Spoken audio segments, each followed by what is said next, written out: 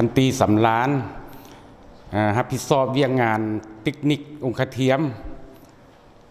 เบื้องต้นนี่ก็แม่นคนเจ็บเข้ามาเนาะก็แม่นว่าพวกเฮาก็ได้รับผิดชอบอันที่หนึ่งก็แม่นเกี่ยวกับเวียงงานองค์เทียมนี่เนาะต่อประกอบองค์เทียมนี้และเครื่องคำสูภายในแผนกของเฮานี่แหละเฮ็ดจังไดต้องเฮ็ดให้สำเร็จเนาะเฮ็ดให้งามมีคุณภาพแล้วก็ทันท่วงเวลาที่เพิ่นได้เข้ามาหั่นเนาะอันที่หนึ่งก็แม่นมาวัดแทกนั่นแหละแจ้งประวัติแล้วก็วัดแทก